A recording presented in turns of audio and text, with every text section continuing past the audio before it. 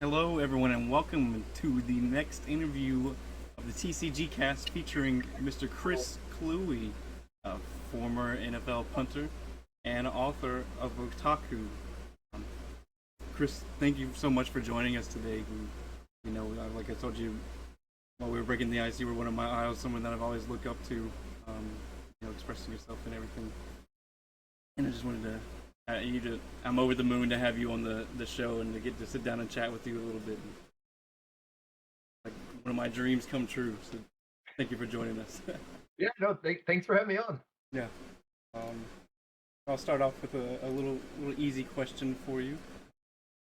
Just tell us a little bit about yourself and what got you into the TCG scene and everything like that.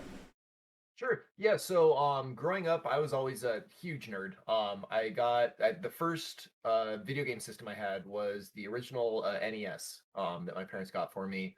I think I would have been probably 8 or 9 years old. So the one that came with that dual Mario Brothers Duck Hunt cartridge, came with the light gun. And so, yeah, like I love reading. I love science fiction, fantasy, and then when I first got into TCGs was when I got introduced to Magic, the Gathering. And that would have been right around Revised, I want to say. So like 92 or 93, something like that. And that was, not the original like dual lands and Black Lotuses, but like the ones that it was when Magic really started taking off.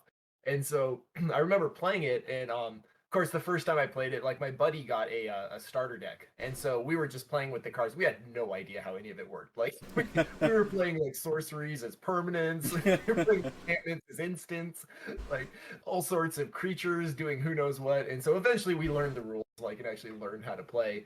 And I loved the intricacy and the depth of the game to where there were these combos, and you could get cards that were doing things in conjunction with other cards. And up to that point, like the only card games I had played were Pinnacle, right? Or poker or spade. Like, Magic was just a whole totally new thing. So yeah, it definitely it caught my attention, and yeah, I really enjoyed playing it.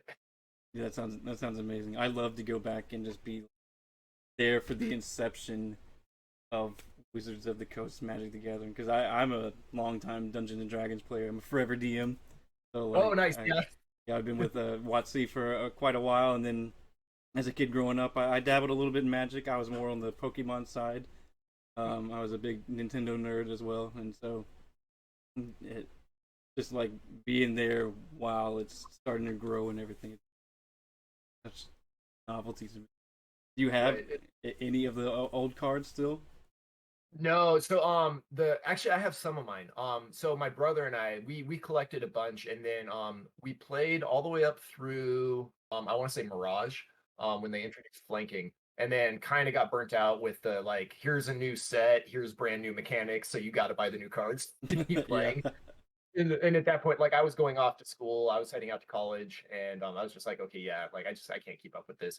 And so we gave our entire collection to our cousin, who I think he was trying to play competitively at the time. And so looking back, like obviously at the time you don't know the value of those cards, right? You're just like, oh yeah, sure, whatever, yeah, yeah, cousin Tyson can have them, that's fine. But like, I mean, there are a bunch of dual lands, like there's some Exactly. Force of Wills, like Yeah. $10,000 Black Lotus. yeah, no Black Lotuses. Yeah.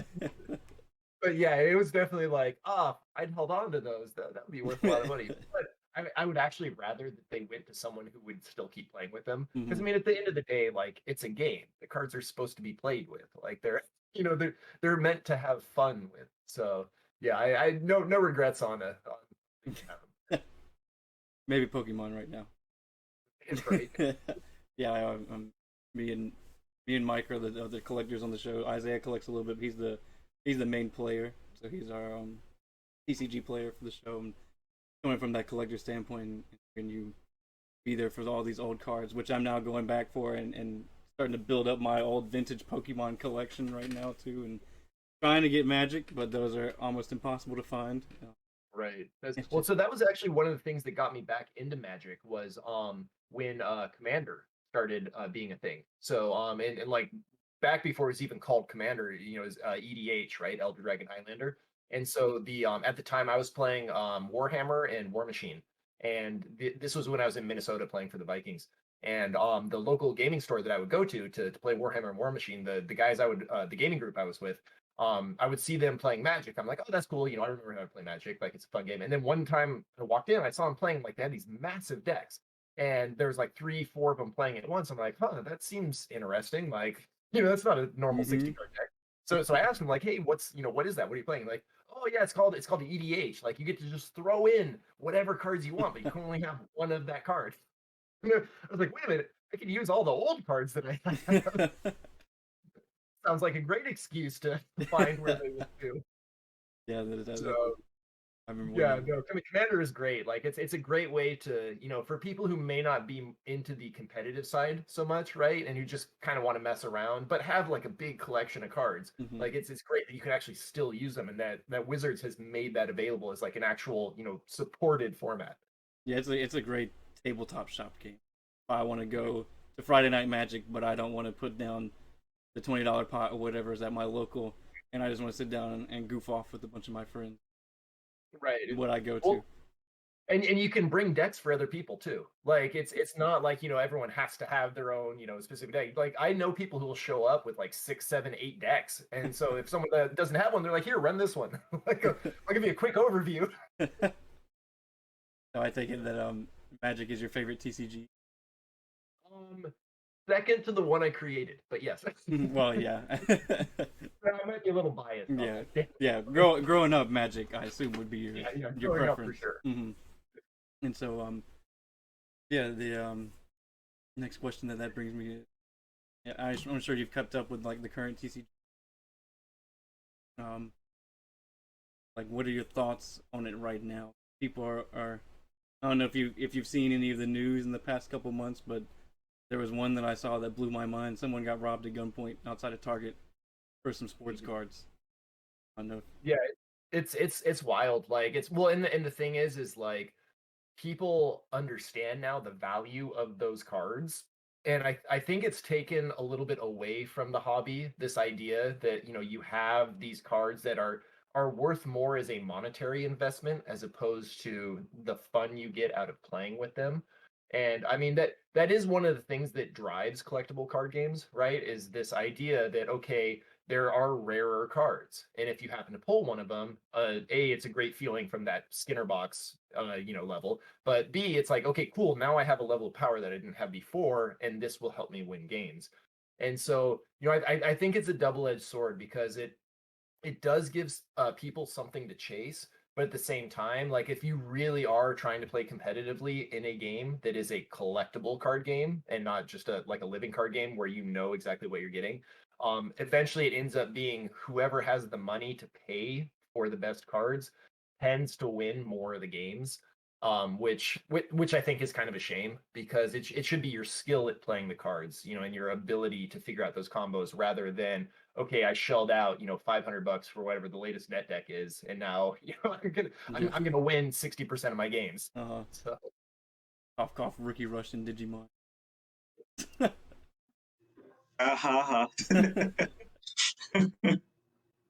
Yeah, so you mentioned that you know, you created your own TCG. Dive into that a little bit for us. sure, I would love to. I can spend all day talking. Oh, well, I've got all night. Right. So yeah, so the game I created, it was it's called Twilight of the Gods. And it's a living card game. So well, actually, I can't use the phrase living card game because Fantasy Flight has copyrighted that. So we called it an expandable card game. But the idea is that when you buy a box, like, you know exactly what cards you're getting. Like, it's always the same from box to box. So you don't, you know, there's no chase cards. It's okay, here's exactly what I'm getting. And for me, the idea behind creating it was, obviously, as our conversation has revealed, I love playing Magic. Like, I love Magic. I think it's fantastic. However, I think there's also problems with Magic from a mechanics standpoint, where one person gets to play the game and then the other person has to watch them play the game. So, for example, if you get mana starved, right? Can't play anything. Now all of a sudden you're not playing the game, you're watching the other person play the game. You get mana flooded. Okay, now I can't play anything from my hand. All I'm doing is dropping lands. Now I'm not playing the game, the other person's playing the game. Someone takes infinite extra turns. Great, let me just watch you do that. This Yeah, is real fun for me. exactly. Let me just pull up So a YouTube video. right, and like counter decks, permission decks, right, where it's just like, can I play this? No. Can I play this? No. Can I play this? Sure, but then I'm going to take it. Like stuff like that, to where yeah, it's a legit play style, but it leaves one person feeling really kind of like they're not participating, right, that their fun hinges on what if the other person allows them to have fun. And so I felt from a mechanic standpoint that there were some flaws there that I wanted to see if I could fix, because it's no use just pointing out a problem if you don't have an idea of how to fix that problem. Otherwise, you're just whining about it. And so that really was what was behind my creation of Twilight of the Gods. Was I wanted to build a game with the complexity of Magic, right? With that idea of, okay, you can have these big card combos. You can really delve into this thing if you want, but at the same time, you're always playing against your opponent. You're not playing against your deck. Because especially in competitive Magic, most of the time you're playing odds. Like that's why poker players love playing competitive Magic. Yeah.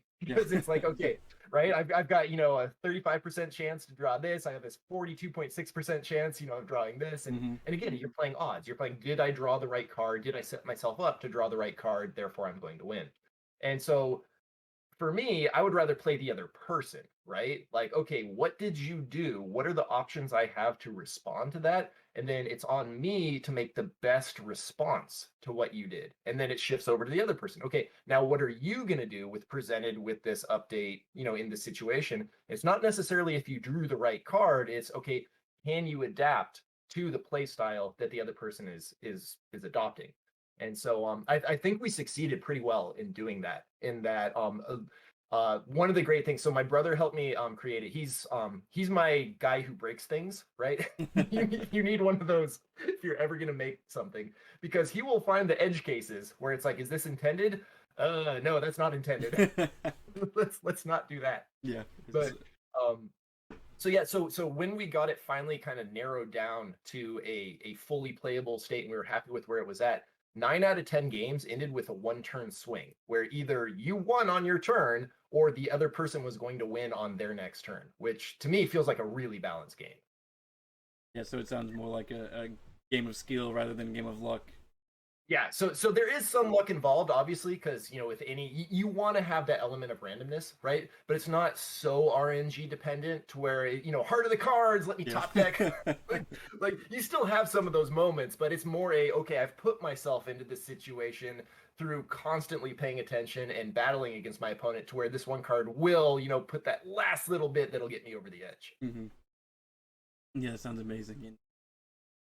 And that like kind of touches on my next point. Like, one, have you partnered with anyone?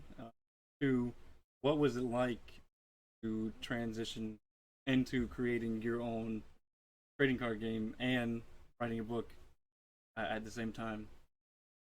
Cool. Yeah, so we originally were published by Pebble Carver Game. Sorry, we're Pebble Carver Games. We were originally published by Victory Point Games. Hmm. And then they got bought out by Tabletop Tycoon.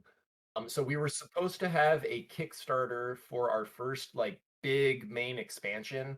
I want to say about a year and a half ago. And I don't know if anyone was paying attention, but there was some stuff that happened about a year and a half ago. Yep, I was there. I was one of the backers in the Kickstarter. Yeah, kind of put the world in Hmm. flux. Yep.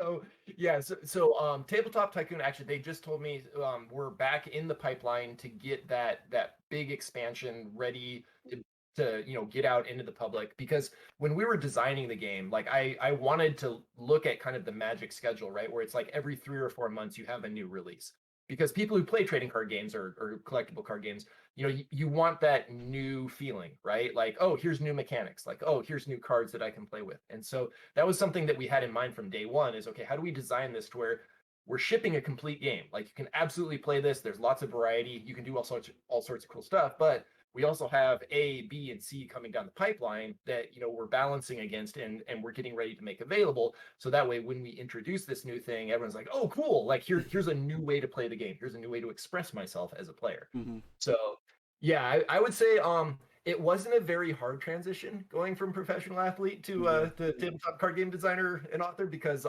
during practice, that's mostly what I'd be thinking about anyways. Uh, The hardest challenge is trying to get it and written down while you're out there punting. Right, yeah, exactly. Well, no, so that's the thing during practice. Like I spend so football practices at the NFL level usually about like 2.5 hours. I Hmm. would spend maybe 30-40 minutes kicking on days when I would kick. So that leaves me with an hour and 40 minutes where I'm just kind of sitting there like, what do I do now? Let me go get my notepad. I guess I'll think about new mechanics. Yeah, So I've heard you mention, Magic. We've talked a lot about Magic. Are there any other TCGs that you've taken inspiration from while creating Twilight of the Gods? yeah. So one big one was I don't know if you remember the World of Warcraft trading card game. So that was one. It came out. God, was that like 2008? I want to say 2008 or 2009. And the thing that really stuck with me from that one was the resource generation. So in Magic it's mana. You have your lands. In the WoW trading card game, you would have quests where you could drop it to generate a resource, and then if you completed the quest, it would give you something additional. However, if you didn't have any quests in your hand, you could just flat out play a card face down as a resource, which Hmm. I thought was ingenious because then it's like, okay, now I'm giving up a hand option in order to have a resource generator, and it also meant you would never get mana screwed because you could always generate a resource on your turn.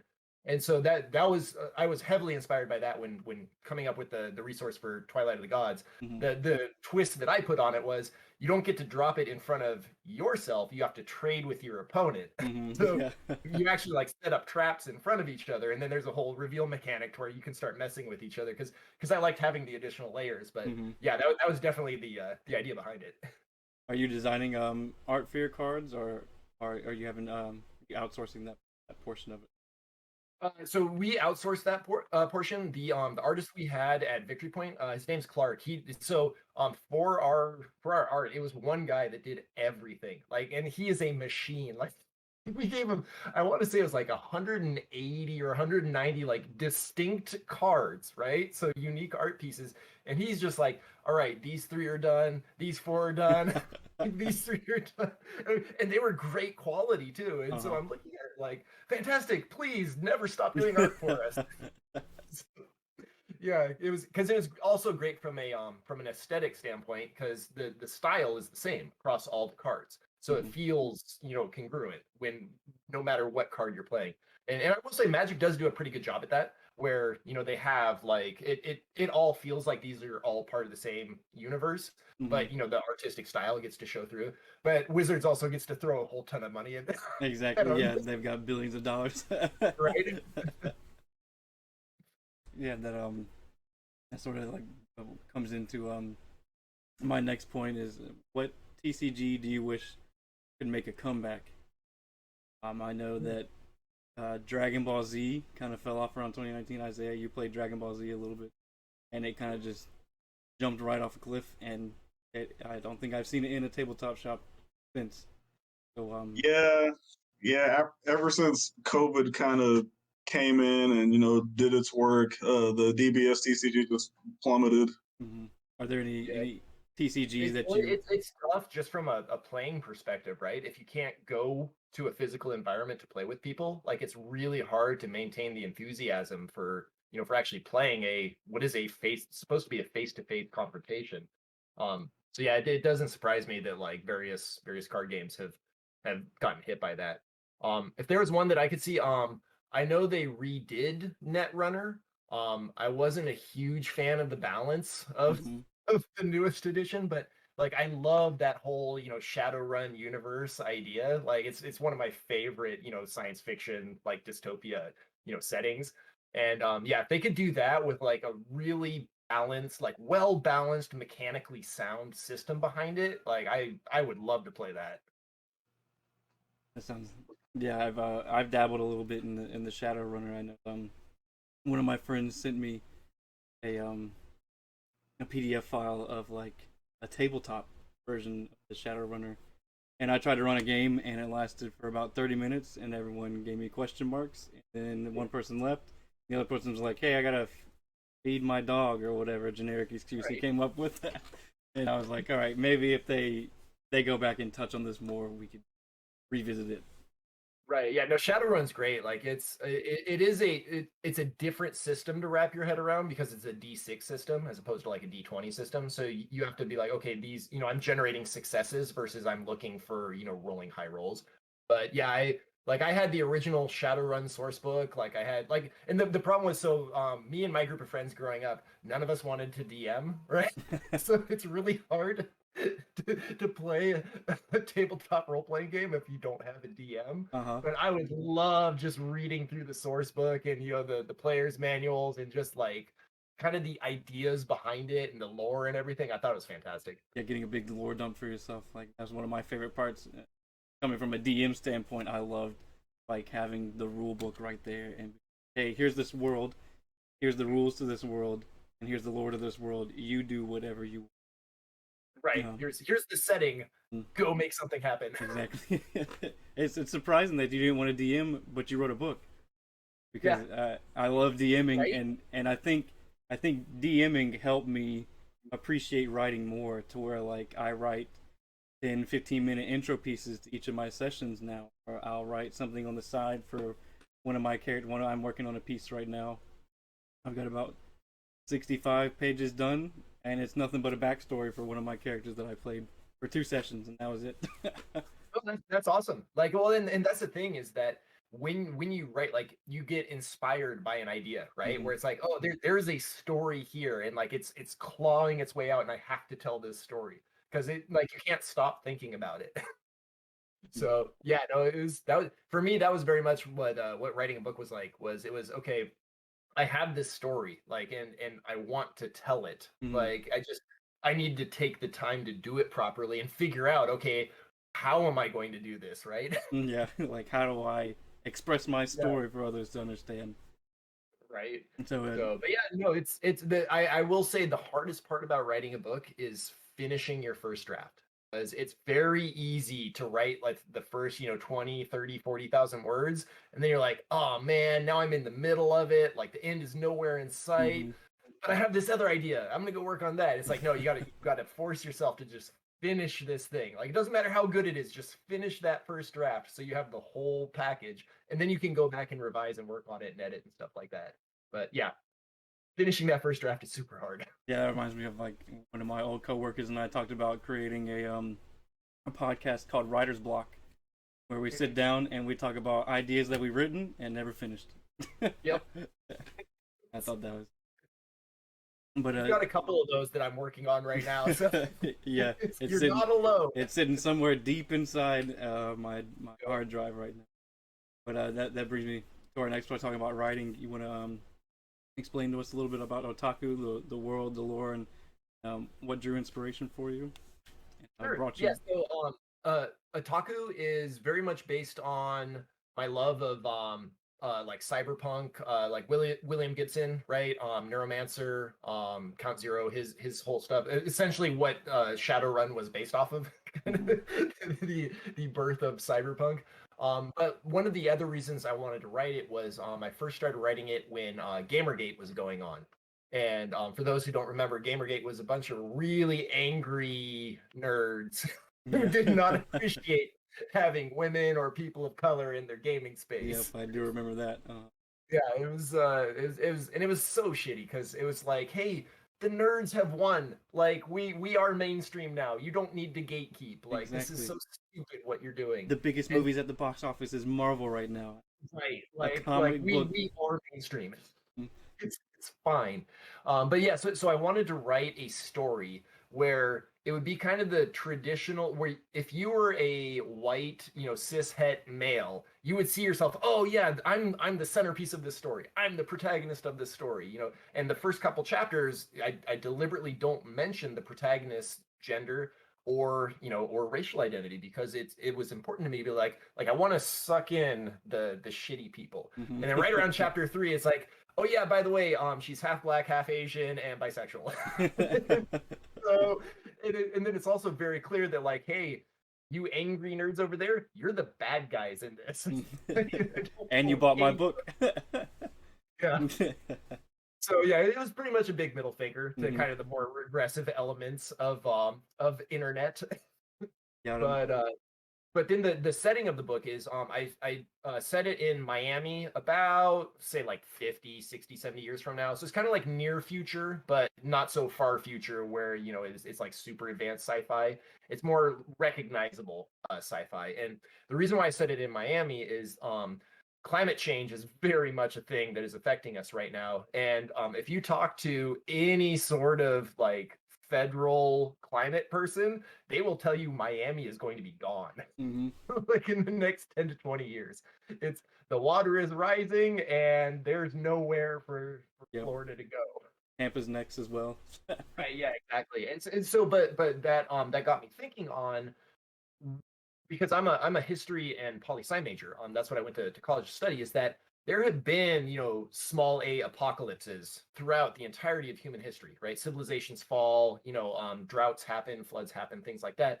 But what humanity does in response is you find a way to endure. You find a way to go on and adapt to your situation. That's what makes us human, right? Is that adaptability to be like, oh, well, things have changed. Well, now I'm going to change with it. I'm going to keep trying to change my environment, but you know, I have to adjust to this new thing. And so I thought it'd be a really cool setting to have, okay, Miami's underwater. What if, like, as it was happening, they shored up and built, you know, all these skyscrapers to interconnect with each other? So essentially, it's just this flat swampland, water everywhere. I call it ditch town because, you know, you just have like canals between all these buildings, but it's very much this interconnected city that's still alive because people are still living in all the buildings. You know, they're generating food by plant farms on the side of the buildings. You can fish for stuff in the ocean.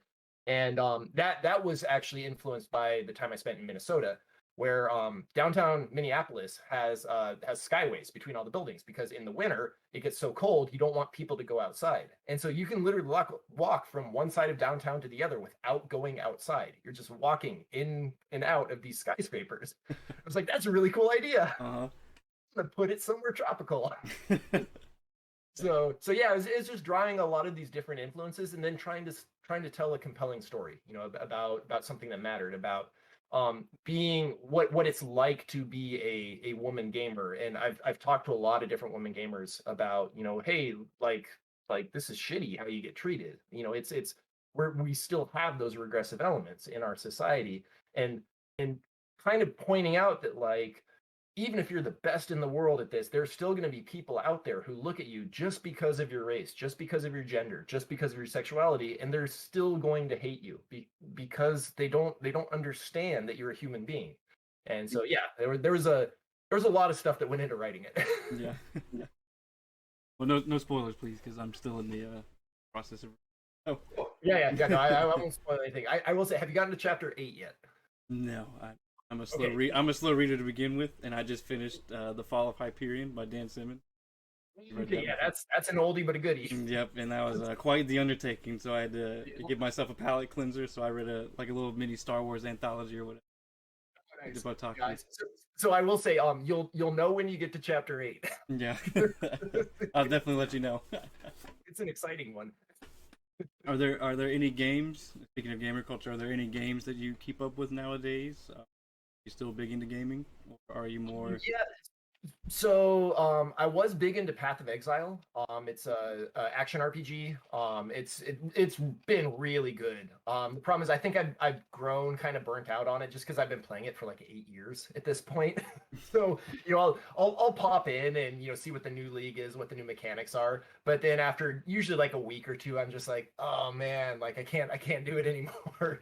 So lately what I've been doing is I've been looking for like indie games on Steam, just looking for stuff that's like quirky or interesting or just strange, and being like, hey, like I'm gonna check this out. I'm gonna see what this is like, because one of my favorite things when I was a kid was this was back still when like Blockbuster and Warehouse, the movie rental places were a thing. Like they would have their video game aisles, right? And so this was before the internet. So you could, like, I would go to these video game aisles and I would just choose something. And like some of them were janky as hell. How is this a game? Yeah, I love doing that. I don't know if you saw E3, but there's one up there called Atomic Heart. If you haven't seen it, go watch the trailer for it. It makes absolutely no sense, and it's my most hyped game from E3 that I saw, because it's so wild and crazy and out there, but I want to play it. Right, exactly. And that's what's amazing is when you find a game like that where you're just like, how does this exist? Yeah, like what kind of crazy mind came up with this? That's what Adventure Time. Exactly. That's one of the things that comes to mind as well. Pendleton Ward, he's such just like a crazy genius, and then Adventure Time slowly became one of my favorite shows of all time, just because it was so wild and Right. unexpected. Yeah, you're not limiting yourself. You're like, Mhm. and well, I'm just gonna see what happens if we do this. Exactly. So yeah, I've been looking for indie stuff. I've been playing one recently. I just picked up. It's called Vivid Night. It's like a roguelite party builder slash auto battler where you're kind of like collecting members of your party and trying to make your way through the dungeon. I think it was only like $15. It plays like an upscale mobile game. But it's a great time waster because I'm just like, oh, how do I manipulate these people in my party and like, get copies to level them up and make my way through this dungeon. So yeah, I found that now that I have kids, I need games that I can step away from. Hmm. I can't do the 4 hours of raiding in World of Warcraft Yeah. anymore. I've got some real life responsibilities I got to do. You'll have to send me that game because you had me at roguelite. Any roguelite game, I'm a sucker for. I'll buy Oh instantly. yeah, I love roguelites. Like they're so much fun, especially like the deck building roguelites where it's just like, okay, because there's a strategy component to it, right? Where you're just like, okay, how do I make the best deck? And then also the action roguelites are cool too, like Dead Cells. Dead Cells is amazing. I love playing Dead Cells. But and then it's funny, my younger daughter actually she's gotten super into Hollow Knight. Oh, And so nice. yeah, so she'll she'll watch, YouTubers and streamers like showing these like wildly crazy like skips that they'll do, right? Where it's just like, okay, so now you need to, spike bounce and then fire a fireball backwards and then dash and then jump. and I'm telling her, you might need to practice a little bit more. Yeah, before you get to that expert level. But yeah, no, she's doing great. Like she's moving on. I think she's almost a god home. So yeah, she's doing really well in it. Have you played Hades yet? Yes, Hades is so good. that Like was my favorite game of last year. anything by Supergiant Games, I will Mhm. absolutely play because that is a studio that knows how to craft a compelling story. Mhm. Like and I think that's my favorite thing about their games is that like mechanically they're sound. Like they make good mechanical games, but the lore and the environment and the character development has been top notch in every single one that I played. Supergiant is such a phenomenal. I think Hades was my #1 choice for Game of the Year last year. And I wish it would have won. Like yeah, it got shafted at the Game Awards.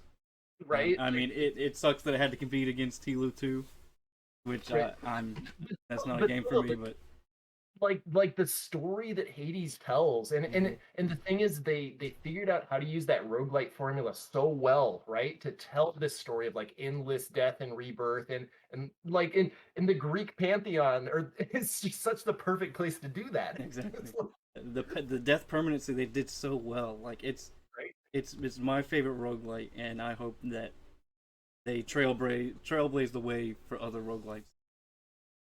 Yeah, I think they have because I've noticed there's a lot of roguelites on Steam now, and that's only a good thing because the more people you have creating something, the better chance that someone's going to create something amazing. Especially with an indie game being in the spotlight. Jeff Keighley going insane about it. It was like Right? the most influential gaming people out there, and yeah, it was incredible to see. We can get down into the nitty gritty. One of my big burning questions: what was it like being in the NFL? It is different. So when you're in the NFL, it's like you're in this bubble of unreality, right? Where like every whim is catered to, and everything is provided for you, and it's like flying commercial flights in the NFL versus flying commercial when you're not in the NFL. So like when we would go to away games, they would charter an entire plane. Mhm. Like we'd drive straight onto the tarmac. They do the clearance at the field house beforehand. So just get on the bus, drive straight on the tarmac, walk up into the plane. They have these baskets of like snacks and candy and stuff. Like the flight attendants don't care if your electronics are on because they know it doesn't matter. Exactly. Oh man, but the thing is like you have to understand that yes, this is not reality. So once you're no longer in the NFL, Mm-hmm. like, that's not the way things are gonna work. But yeah, no, it was a lot of fun. It's definitely something that I wish more people could experience just to understand both what it takes to get to that level and then what that level of competition feels like, where okay, everyone else out here has put in the time, has put in the effort, and we are at the very pinnacle of what we're doing. Like it is literally, you are the best in the world at that point. And now the question is, can you beat the guy across from you? Exactly. And, a great segue into one of my questions that I forgot that I wrote down. It says, "What made you sweat more, an NFL game or trying to place first in a local MTG tourney?" So I will say definitely playing video games against people, playing tabletop games and card games, because I know that I'm good at sports, right? Mm-hmm. like that was something, I've worked my entire life. Like once I got to the NFL, I knew that I belonged out there Mm-hmm. because I'd proven that I belonged out there. But if I'm playing for example, I entered a War Machine tournament. I think it was like I was like 3 or 4 years in the league, and it was a timed one. And like I'm like, okay, I've only got this much time to make my moves, and like I've got to make sure I measure properly and set my units up properly, because otherwise, like these people have been doing this for a long time. Yeah, they don't have to go practice Right? 3 Yeah, hours a exactly. They're day. kicking my ass. So yeah, it was definitely the not NFL aspects. Yeah. Did you ever visit like when during away games? I know when I go on vacations, I drag my fiance to all the local tabletops. I'll go on to Google Maps and type in tabletop shop near me. We'll just hit the first one that's closest to me. Did you ever do that while going to away games? Never did it on away games just because it's there, despite my earlier description of the plane flight being a vacation, like it actually is a business trip to Mm-hmm. where it's a very set schedule. So they have usually you leave right around 1 o'clock, get in around, they try to make it so you get in around like 4:30 or 5. You have about 2 hours before the first set of meetings, and then it's like special teams meetings, then team meeting, then position meetings. Then you have snack after that, which is more of like a buffet line. And then that usually ends around like 9:15, 9:30, and then it's lights out or bed check at 11. And then you wake up the next morning, head to the stadium around 11 for a 1 o'clock game. If it's a noon game, you head there around 10. And then as soon as the game's over, back to the plane, flying back home. So I mean, there is a little bit of time, but usually not enough to do anything meaningful, right? Mm-hmm. At most you can like go get dinner with people, but yeah, and because like if I was gonna go to a local gaming store or tabletop store, like I would want to actually like sit down and play games and do stuff. Uh-huh. You see it where I'm like, halfway through an intense card battle, and all of a sudden my phone's like, Chris, it's special teams meetings, like you're getting fined $5,000. Yeah. Where are you? You're like, sorry, So, I skipped snack time this time. right, yeah, exactly. Um, and, but, yeah, I just figured y'all would have more downtime while in away games, but I guess Well, so the that thing is, makes sense that you don't. I got to visit a decent amount of places just like during the off season, and then like for events and stuff like that. So I got a chance to tour Wizards of the Coast, which was really cool. Got a chance to go to PAX. So what was the other one? Never went to Comic Con, despite it literally being like in my backyard. Mm-hmm, I yeah. live like an hour and a half from San Diego. We can plan out a trip, me and you. I'll go with you. But the thing is, like, it's got all the crowds and everything. I'm just like, no, I don't want to be around all the people. Especially not now. Right, yeah. So yeah, no, I did get a chance to meet a lot of really cool people, but most of the time it was during the off season, like not during the regular season, just because we're so busy during the regular season. And what was it like to be a pioneer of self-expression in that kind of environment? Not maybe necessarily like the pioneer, but like like I mentioned at the beginning, you were one of the first ones that I always looked up to. This guy Right, like is being a physical nerd in a jock space. yeah, surrounded Yeah, by all this quote unquote masculinity in the NFL. All these big right, yeah, beefy exactly. players who don't seem like they go out and play with miniatures or play cards. Right. So what was interesting about that was it was definitely tough in high school and college because that was, you know, everyone, like, it's high school, right? Like kids can be cruel to each other. I mean, college is a little bit better, but not much. The thing is, once you get to the NFL, it's a professional environment. So everyone who's there, you're all there to help the team win. So generally, you don't like really get after someone unless you really just don't get along. But I never had that happen. But one of the cool things that I saw during my time in the NFL was when I got there, the guys who were the veterans, like the 6, 7, 8 year veterans, they had grown up like in the late 70s, early 80s, and very much, tech stuff, nerd stuff was like, what are you doing? You're in your parents' basement. Whereas when I was the 5, 6, 7, 8 year veteran, the kids that were coming out of college, like they'd grown up with a PlayStation in the house. They'd grown up with a PC in the house or an Xbox in the house. And to them, it was like, well, yeah, video games. Of course I play video games. Like everyone plays video games. Why would you not play video games? And so I still remember one of the things, like, it just blew my mind. There was a guy who came in, I think it was my 4th year with the Vikings, came in for training camp. And we started talking, figured out, oh, we both like online games. I was big into World of Warcraft at the time, so we were talking online games. And he was super big into Final Fantasy 11. I think it was 11. The first like online one that they had. And I tried Final Fantasy 11, and that thing was a grind. Yeah. Oh yeah. It's a grind among grinds. And he had like max level characters, and he was ready, just like, good on you, man. Yeah, like how do you find time to do that and then get into the NFL as well? Exactly. Like, I'm impressed. That's the level of commitment. Frankly, I don't know that I have. So yeah, no, it was cool to kind of see that generational shift happening, like almost in real time, to where, yeah, now kids these days, going into the NFL, of course they know about games. Like, of course they want to play stuff. And it's not just the AAA titles, right? Like, it's not just Madden, it's not just God of War. Like, they're playing everything, which is really cool because it shows societally that nerd culture, video game culture, tabletop gaming culture, it's mainstream. Like, it's acceptable, and it should be acceptable because one of the ways I would tell other guys, if they'd asked me what I was doing, I'd be like, well, we all geek out about something. Like, you've got your boat, like you like hunting. I like painting my miniatures in the middle of the locker room. We all pass the time somehow. Yeah, and then you mentioned there was a professional environment, and another one of my burning questions was like, was there any hostility in you being openly nerdy, or was it more? You mentioned just more like witty banter and teasing with. Yeah, it was more teasing. It was more like you're into that stuff. Why you're into that stuff? And I'm like, oh, well, why are you into the stuff that you're into? Yeah. Or you spending $1 million on pieces of wood that can float. Right, exactly.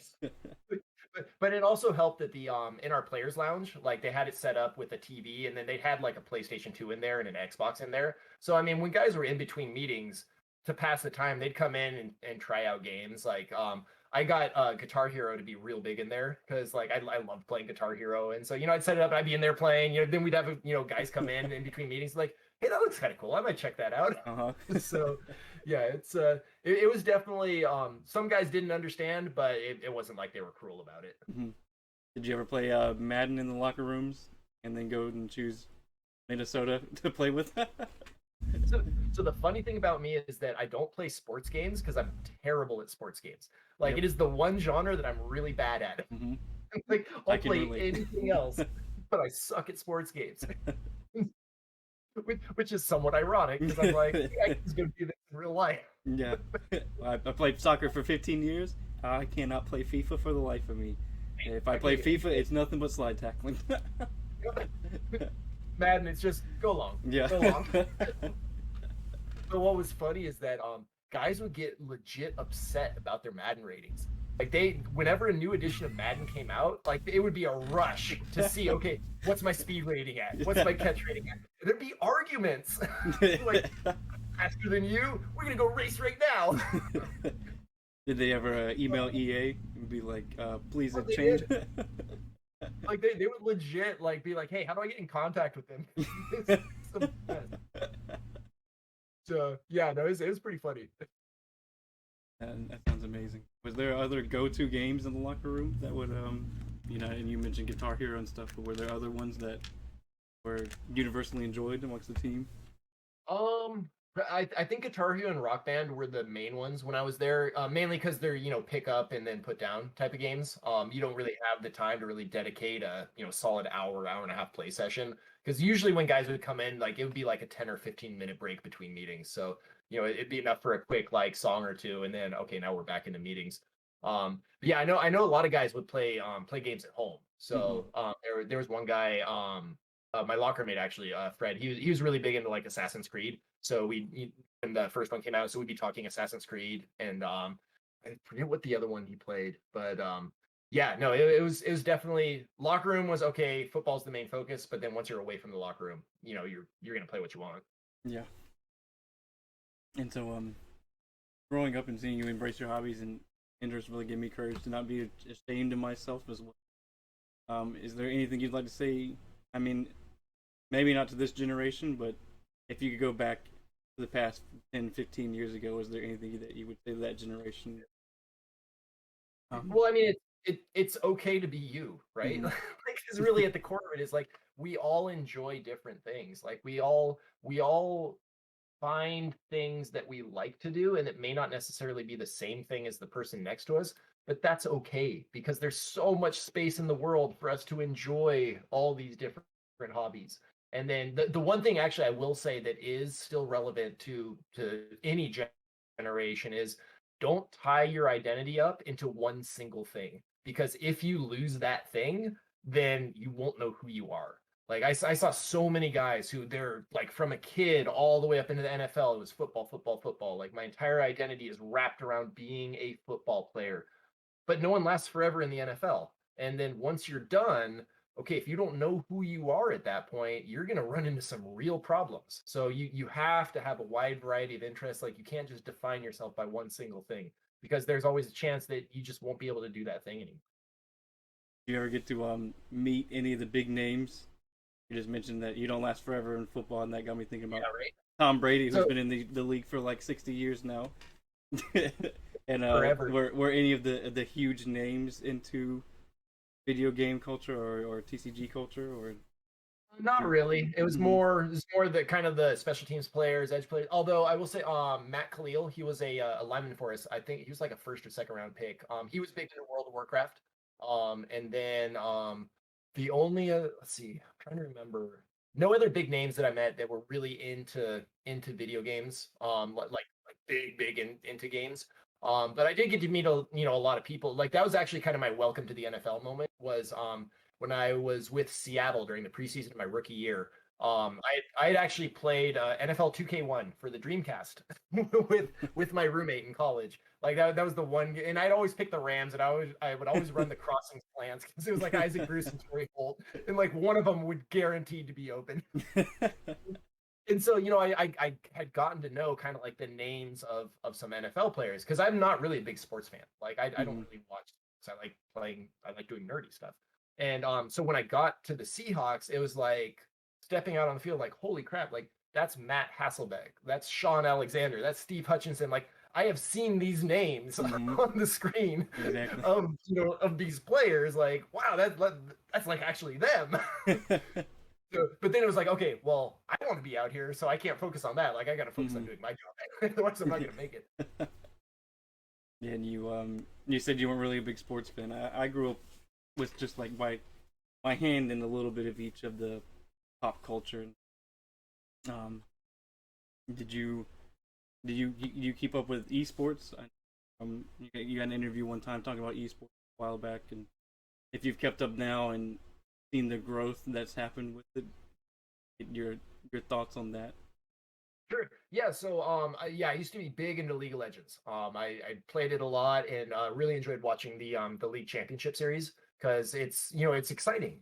It's like watching a sport. So as I said, I never was into sports, but I really liked watching esports. Like I love watching fighting games, right? Between so Sonic Fox, one of the best fighting game players in the world, and you see the combos that these guys pull off and women pull off, and it's just amazing the precision and the timing that it takes to actually successfully do these things. Because I mean, we're talking about the same amount of time in terms of reflexes as like a professional baseball player hitting a fastball.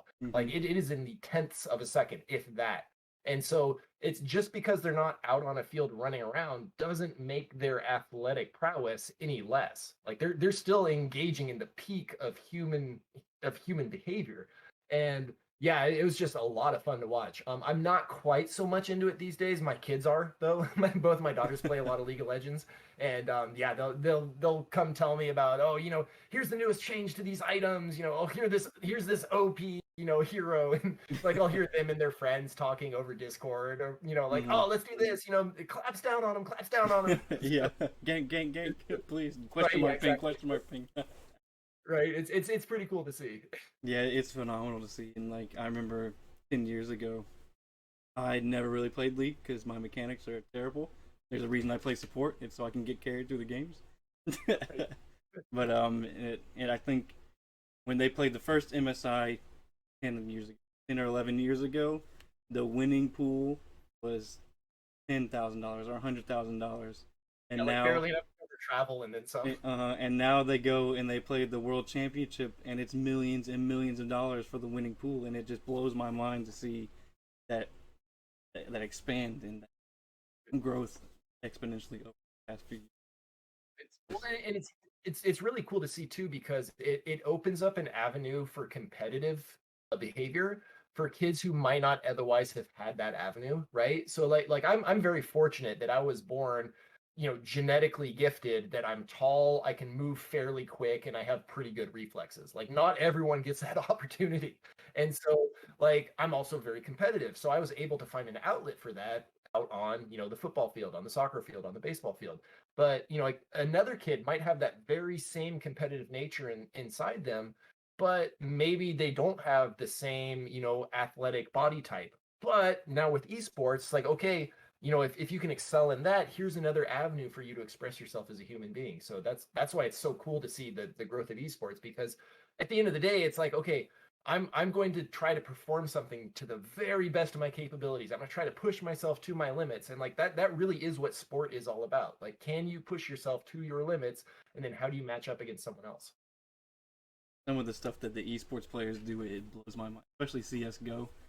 Like I can't imagine flicking my wrist like 1/100th of a millimeter to get a headshot instead of a body shot, and it's just it's incredible to see.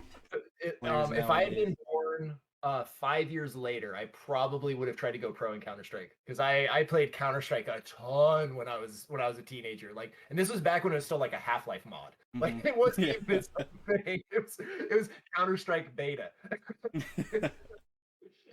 And I mean, I would put like hours and hours into it. And yeah, no, totally, like get just the not just the technical skills, but also the strategic awareness, right? Where like, okay, they rushed A last time, so they're probably going to rush B this time, but they might send they might send a guy flanking around that, or okay, we know this team's heavy on flashbang, so let's hold back a little bit, then we'll counter and come back in. Like, exactly. Like there's so much that goes into it.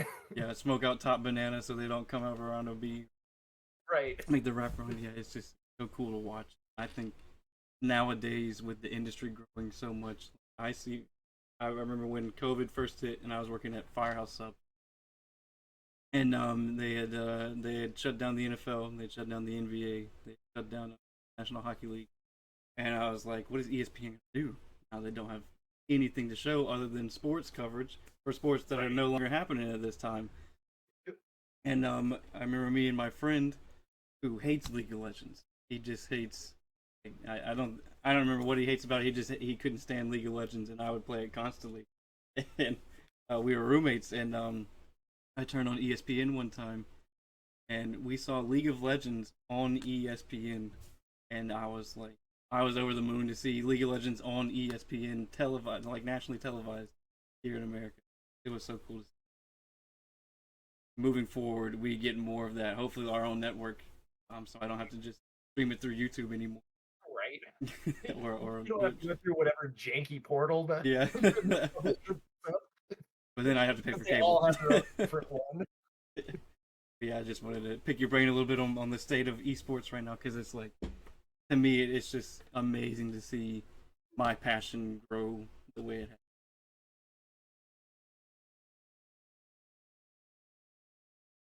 You, what games are you playing right now? Currently, I'm actually kind of in between games. There's, like I said, I just picked up Vivid Night, which I'll probably play for another. I think it's got about a week left in it for me. It's rare for a game to hold me for more than like a month or so. Because usually I'll figure out the mechanics and then I'll figure out, okay, how can I break the mechanics, Yeah. and then at that point, like, okay, I've explored everything the game has to offer for me. But there's a couple games for PS5 that I would like to try out, but I don't have a PS5 because they are impossible to find. Yep, you and everybody else. Yeah, exactly. And I'm not paying $900 on eBay. I saw one sold for 2,600 the other day. Who Right? is feeding these scalpers this money? Yeah. I can't stand it. Yeah, so but yeah, I'll probably check out the new Path of Exile league once it launches, maybe for like a couple weeks. But yeah, it's I'll generally just browse Steam and be like, oh, there's a game for, $10 or $15 or $20 that, like, it looks like it's interesting, and read some reviews, kind of look at some gameplay and be like, okay, I can get value out of my 10, 15 or $20. Because actually that's something that I've started looking at games differently, is if I'm paying this money, like, what would be an equivalent thing that I would buy for this, right? So, $10 is like a ticket to a movie. And so, that's like 2 hours of entertainment. If I get more than 2 hours of entertainment out of this game, well, I'm ahead of the game. Yeah, exactly. exactly. My money is well spent. Uh-huh. You should add me on Steam. We'll play Path of Exile. Yeah, no, I think I've put over a couple thousand hours into Path of Exile. It's it's a very complex game. Yeah, I'm right there with you with Skyrim. I think I've dumped somewhere in the ballpark of 7,500 hours in this Skyrim. Yes. Something like that. The Those ridiculous amount of Bethesda, time. the Elder Scrolls games are so good. Mhm. Like there's always some jank in them. Yeah, and I just go back like every 3 months and still play it again. I'm like, let me just do a couple quests, see what I can go break. Let me run a horse up a mountain and throw him off, or throw a dime off. And great to see. Is there any struggle transitioning out of the NFL into, expressing your hobbies more, or was it... Not really. It's because like I said earlier, it's I have lots of hobbies outside of football, so I knew there were plenty of other things I could do with my life, and that's why I brought up, like, people need to have more than one interest, because eventually, like, it will go away, like, or something else will happen, and that is the problem that a lot of guys have in football, is that, like, that is their life, and then boom, it disappears. Now they don't know what to do, and some guys are able to find new footing, figure out what they're going to do, but too many guys are like, well, shoot, now that I don't have football anymore, I'm lost, like, I'm adrift. And especially, like, if you haven't been careful with your money, if you've just been spending it as it's been coming in, because the thing is, as a football player, like, you get paid a lot of money. I mean, don't get me wrong, it's a very decent living. Oh, yeah. But once you're done playing in the NFL, it's not like you can go down to the corner store and be like, hey, where's your other NFL opportunities? Yeah. Like, it's not a transferable job skill. You're not collecting a pension either or anything like that. Yeah. Well, so you get a pension, but it kicks in at like 55. I think you can take it at 45, but, like, the payments are so small, it's not really worth it.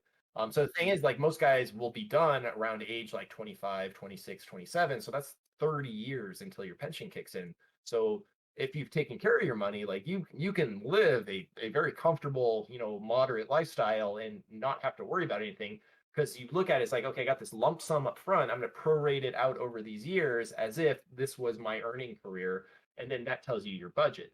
But what happens with a lot of guys is, they get the money up front, and it's like, okay, well, I've got this money, I'm going to spend it, I'm going to do all this cool stuff, and then once you're done, like, you're not going to get those paychecks anymore. So you really, like, I wish that was something that we taught more in our schools, was financial literacy, and, not just from an NFL perspective, like, just from a societal perspective, because it's so easy to get trapped in debt, like, credit card debt, student debt, home loan debt, like, it's, and once you're in, it's so hard to break out of that cycle. So financial literacy would just be amazing to have as like a required course for everyone, and like full on financial literacy. Like you understand, okay, here's how compound interest works, and here's how the credit card companies screw you. You take that high rate card. Yep. So Do you ever right. have a routine before each game, and did it involve miniatures? It didn't involve miniatures. I couldn't really travel with them. I didn't want to risk breaking them. My routine was every night before a game at the snack line, I would have pasta, grilled chicken breast with barbecue sauce on top, and then afterwards I would have a chocolate ice cream sundae with hot fudge and whipped cream. And that was a snack. Yeah, that was Snack time. I'm telling you, it was a full-on buffet line. Like there, you know, pasta, grilled chicken, pizza, salad bar, like buffalo wings. We got the dessert bar over here. Yeah. It was not a snack.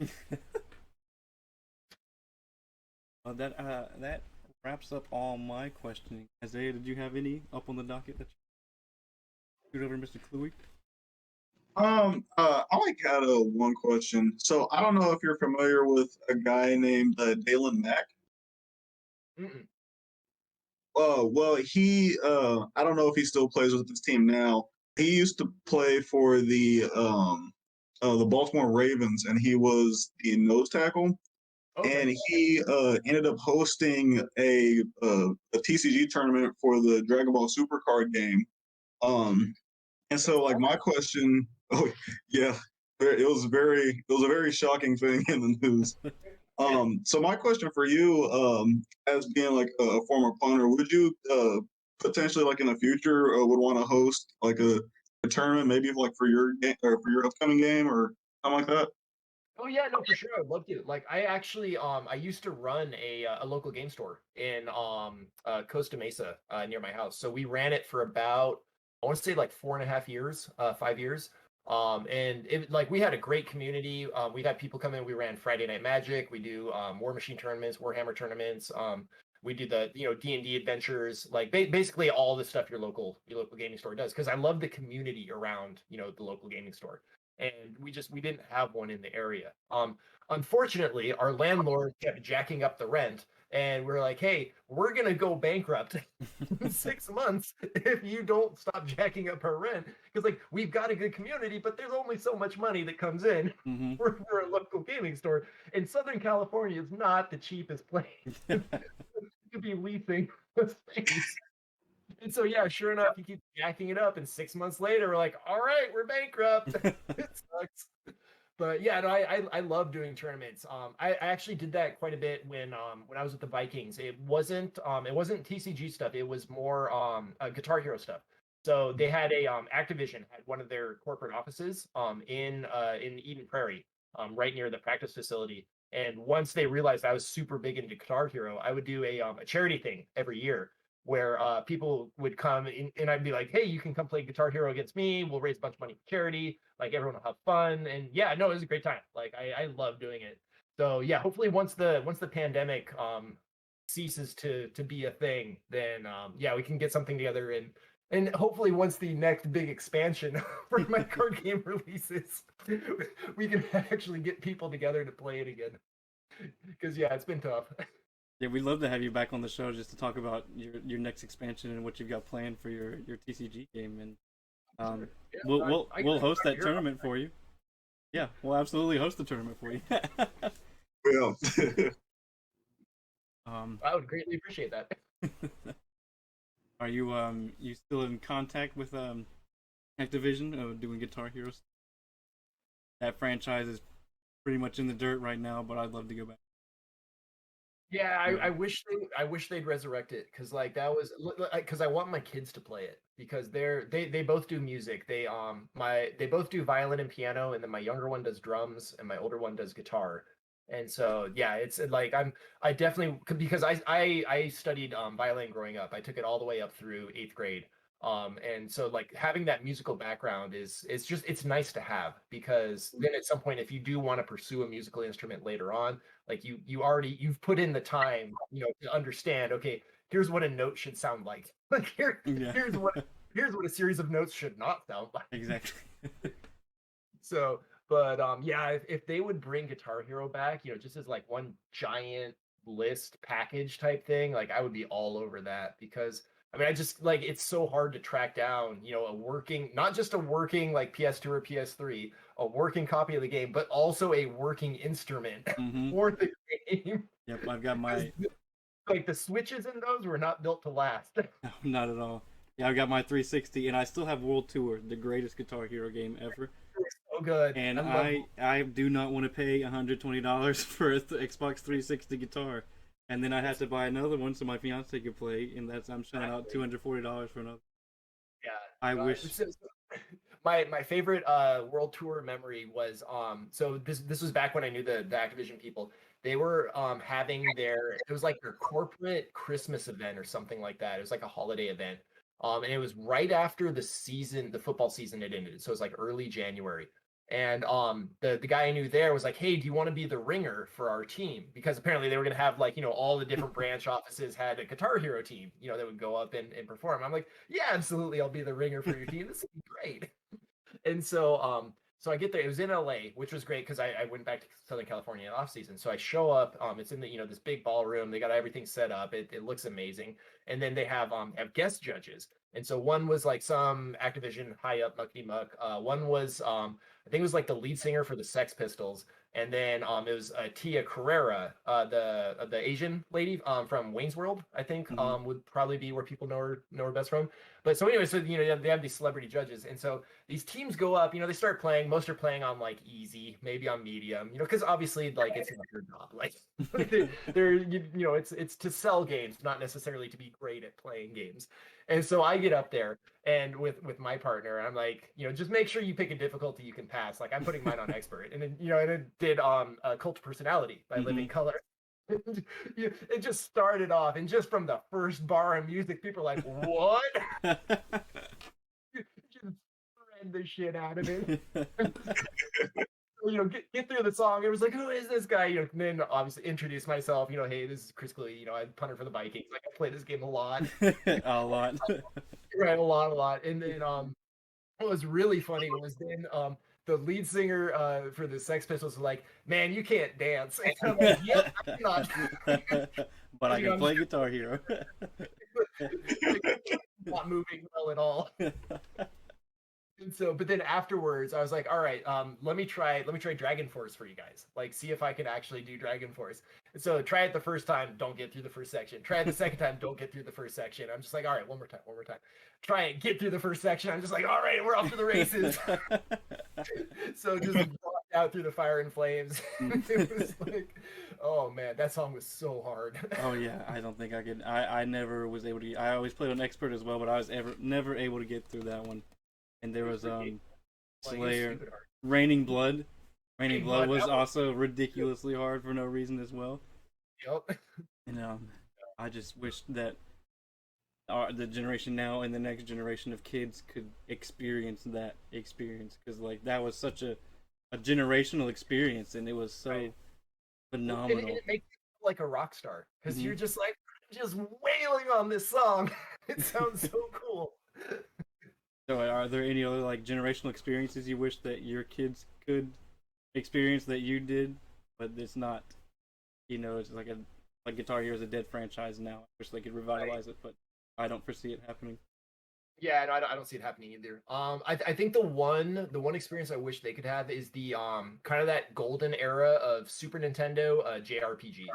So like Chrono Trigger, Secret of Mana, Final Fantasy VI, like that era, Suikoden, like it's just so good. Like the games were so good. And yeah, like I've tried to get my older daughter into it. Like I showed her, I downloaded an SNES emulator, went sailing on the high seas to collect some ROMs. But yeah, no, it's she's not that into it. What's funny is she's actually really into Super Mario World. So she plays a bunch of Super Mario World, like the SNES version. I'm like, cool, that's cool. But yeah, those JRPGs were just like foundational for me because it was so cool to just get lost in those worlds. Chrono Trigger. Every time I see Square Enix at E3 or that they're doing some type of direct, I'm like, please Give me Chrono Trigger. Give me something Chrono Trigger because that was my favorite Square. And then you mentioned the other one, the Mana series as well. Yep. So good. Final Fantasy, yeah, and that era of gaming. Well, and they age so well too, because that sprite animation, like they still hold up. You can still go back and play those, and they still look great. Yeah, the pixel art is phenomenal. Like I wish I could just cover my wall in like pixel art, old 8-bit and 16-bit and 32-bit type games. Me and my brothers are going back and we're playing old school games now. We want to start a separate podcast where we just revisit an era of gaming. We try to play like one game out of that era per week, and I played Castlevania for the first time in my life. Oh, that game's so hard. And that game is incredibly difficult. I have no idea what's going on, and I absolutely love it. I'm like, I just defeated this big bat lady, picked up an orb, on to the next stage. And my stepbrother, he went back and played all those. Originally, he's like, "Yep, that's the experience." Yep. So that was back when developers were, to make this harder, we'll just make them react faster. Yep. It speeds up to a point where you just can't keep up with it. Yeah, and I was what was it? It was the Medusa head. That's what it was. And I was like, I luckily now games have evolved to where I can quick save before a boss comes in.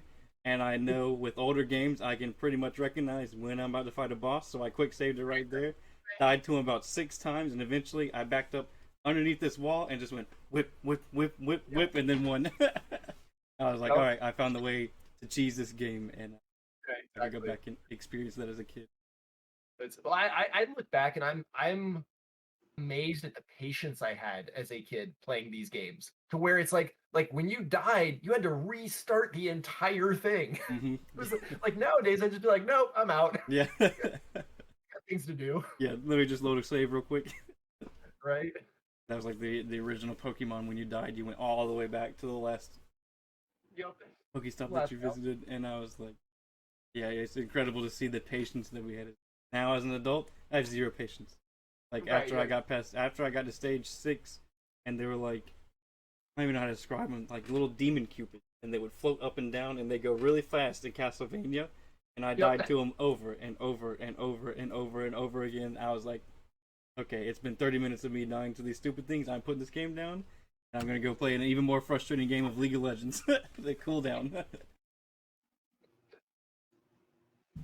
Oh man. I think that about does it for the Chris. Thank you so much for longest time having you on the show. I love talking with you. Hopefully we can do it again. Check out Chris Kluwe. He's in his new book Otaku, and look for that newest expansion for Twilight of the Gods. And we will see y'all in the next one.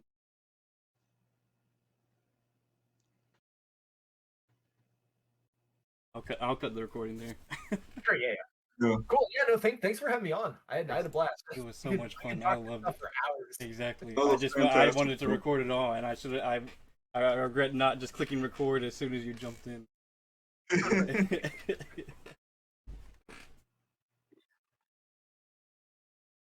I told my brother, he's like, no fucking way.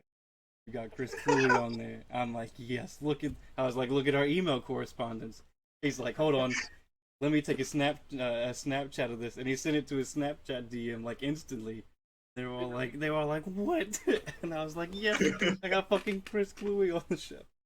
Not to gush over you, but like, yeah, it was so cool. And then I texted my friend, who's always been a big NFL fan, and I was like, you know who Chris Kluwe is, right? He's like, yeah, he's that nerd on the Minnesota Vikings. He's like, I know him for other stuff, but like, he's like, yeah, he's that really good punter that was on the Minnesota Vikings. I was like, guess who gets to interview him on Friday? He's like, no, you fucking didn't. And I was like, cool. Yeah, I'd love to talk about whenever you get your next expansion rolling. I'm just sitting here for sure. Getting a little chat about that. I think it's supposed to come out, I want to say like November, maybe like September, November. So once Tabletop Tycoon gets back to me, with like an actual. So right now we're in like the final proofing process of the like the layout and the artwork and everything. Once we get to an actual like, okay, it's been created, it's been shipped, like now we have stuff, actual physical copies, then yeah, but I will absolutely let you know, because yeah, the more we can get the word out, like the better. 'Cause it's so hard to just even get a toehold into, because there's so many games that come out every year. Yeah, Like we just did an interview yesterday with a TCG games company that's releasing a new card game, and they're South American.